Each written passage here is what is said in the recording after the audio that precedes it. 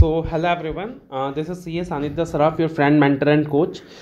ये जो audio clip है आपके लिए बहुत ज़्यादा इंपॉर्टेंट है, right? To all the students who have taken my classes, to all the students who are following me on YouTube and seeing the amendment videos for audit and law. So ये जो audio clip है, this is very very important for you. तो company audit के अंदर एक छोटा सा amendment के बारे में मैंने डिस्कशन किया था आपके साथ. That was given in rule 11 section 143 subsection 3, additional matters to be included in the audit report, right? तो additional matters to be included in the audit report के अंदर आपने डिस्कस किया था कि 3 नए पॉइंट्स ऐड हुए हैं. एक था कंप्लायंस विद सेक्शन 123 के बारे में कि कंपनी अगर डिविडेंड डिक्लेयर कर रही है या पे कर रही है तो ऑडिटर को इंश्योर करना है कि सेक्शन 123 कंप्लाई हुआ है कि नहीं. दूसरा अकाउंटिंग सॉफ्टवेयर के बारे में था, है ना, कि उसमें एक पार्टिकुलर डेट दिया हुआ था कि with effect from 1 April 2022 auditor को इंश्योर करना है कि कंपनी जो अकाउंटिंग सॉफ्टवेयर यूज कर रही है that has that facility to preserve the audit trail for the period required under law, that is 8 years. और ये भी इंश्योर करना है कि वो जो ऑडिट ट्रेल फीचर है वो टेम्पर ना हुआ हो. ये तो ठीक है. इसके अलावा एक पॉइंट और था, पॉइंट नंबर ई जो ऐड हुआ था, दैट वाज वेरी इंपॉर्टेंट, जिसके अंदर मैंने आपको बताया था कि ऑडिटर को रिपोर्ट करना है किस चीज़ के बारे में.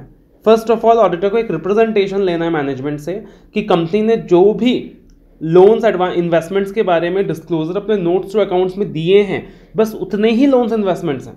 कंपनी ने अगर किसी को भी कोई लोन्स दिया है, कहीं भी इन्वेस्टमेंट्स करी है, या कंपनी ने कहीं से भी कोई फंडिंग रिसीव करी है, तो कंपनी ने उसके बारे में proper disclosure notes to accounts के अंदर किया है, right? And apart from what is disclosed in notes to account, there is no other loan investment that is made और there is no other funding that is received.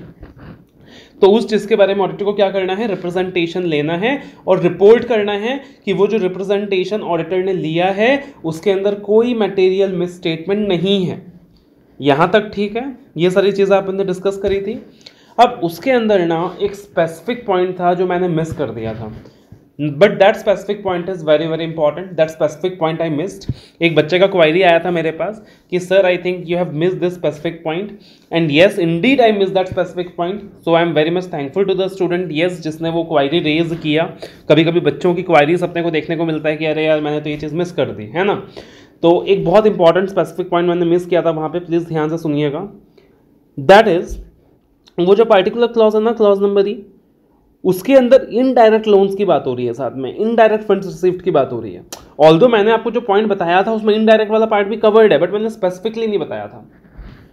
तो उसके अंदर क्या बोला है कि मान लीजिए कंपनी ने कोई भी लोन दिया, इन्वेस्टमेंट्स किए, कंपनी ने कोई भी लोन्स दिया इन्वेस्टमेंट्स में किए, बट कंपनी को एक्चुअली लोन जो देना था ना, वो लेट अस से एक पार्टिकुलर कंपनी को देना था XYZ लिमिटेड. कंपनी को जो इन्वेस्टमेंट करना था वो एक पार्टिकुलर कंपनी को करना था XYZ limited, but company directly दिखाना नहीं चाहती है अपने बुक्स के अंदर कि मैं XYZ में इन्वेस्टमेंट कर रहा हूँ या उसको लोन दे रहा हूँ. तो कंपनी क्या कर रही है, कंपनी यहाँ पे शांत पत्ती दिखा रही है. कंपनी यहाँ पे एक इंटरमीडियरी को लोन दे रही है, इंटरमीडियरी के ऊपर इन्वेस्टमेंट कर रही है और इंटरमीडियरी के माध्यम से पैसा डाइवर्ट कर रही है. अब वो इंटरमीडियरी क्या कर रही है, आगे लोन दे रही है या आगे इन्वेस्टमेंट कर रही है इन दैट XYZ लिमिटेड, या प्रोवाइड कर रही है गारंटी या security on behalf of XYZ limited. तो कंपनी ने डायरेक्टली XYZ को पैसा देने के बदले इंटरमीडियरी को दिया. कंपनी ने डायरेक्टली XYZ में इन्वेस्टमेंट करने के बदले इंटरमीडियरी में किया, ठीक है. एंड उस इंटरमीडियरी ने फर्दर क्या कर दिया, XYZ को लोन दे दिया या उसके अंदर इन्वेस्टमेंट्स कर दिए या गारंटी सिक्योरिटीज वगैरह इशू कर दिया उसके बिहाफ में. अब देखो, ये पाप नहीं है, क्राइम नहीं है, but the point is that कि अगर कंपनी ने इसके बारे में proper disclosure notes to accounts में दे रखा है that we have given loan to so and so intermediary and this intermediary has pass the loan and made investment to this very company, this very third party which is called as the ultimate beneficiary, तब कोई दिक्कत की बात नहीं है. लेकिन company ने अगर उस चीज के बारे में डिस्क्लोजर नहीं दिया है नोट्स टू अकाउंट्स के अंदर, तो ऑडिटर को रिपोर्ट करना पड़ेगा.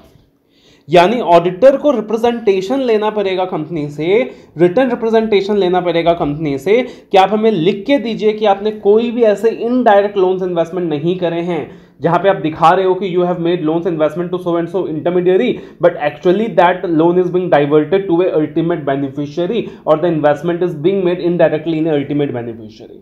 तो ऑडिटर को उस चीज के बारे में रिप्रेजेंटेशन लेना है। और सिर्फ रिप्रेजेंटेशन लेना ही नहीं है, ऑडिट प्रोसीजर्स भी परफॉर्म करने हैं टू एंश्योर कि वो जो रिप्रेजेंटेशन है वो मटेरियली मिसस्टेटेड नहीं है, राइट। ऑडिट प्रोसीजर्स भी परफॉर्म करना है टू एंश्योर कि वो जो रिप्रेजेंटेशन है वो मटेरियली मिसस्टेटेड नहीं है।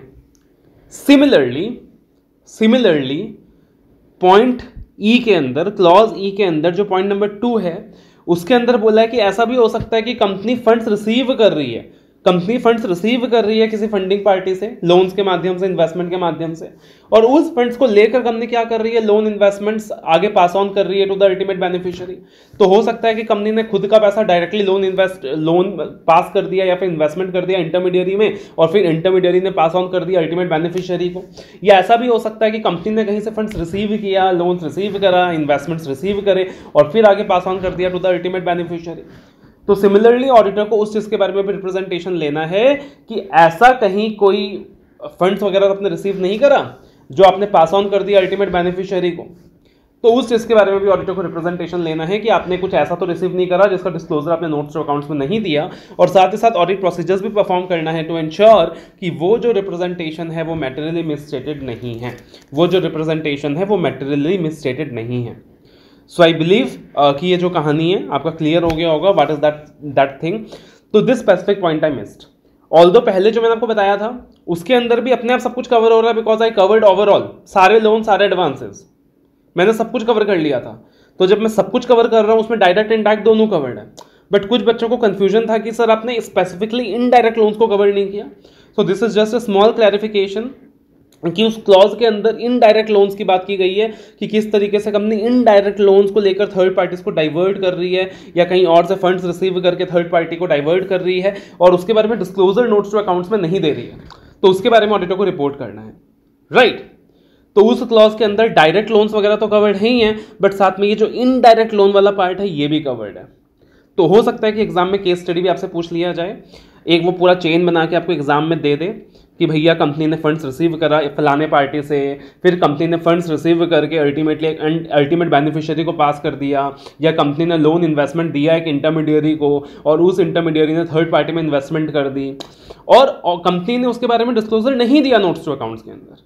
तब जाकर ऑडिटर का रोल वहां पे आएगा कि अगर कंपनी डिस्क्लोजर नहीं दे रही नोट्स टू अकाउंट्स के अंदर, अगर कंपनी डिस्क्लोजर दे रही है नोट्स टू अकाउंट्स के अंदर तो कोई दिक्कत की बात ही नहीं है, लेकिन अगर कंपनी डिस्क्लोजर नहीं दे रही नोट्स टू अकाउंट्स के अंदर तब जाकर ऑडिटर का रोल वहां पे आएगा और ऑडिटर वहां पे क्या करेगा सर, रिपोर्ट करेगा। क्लियर है? So I believe the concept is now clear.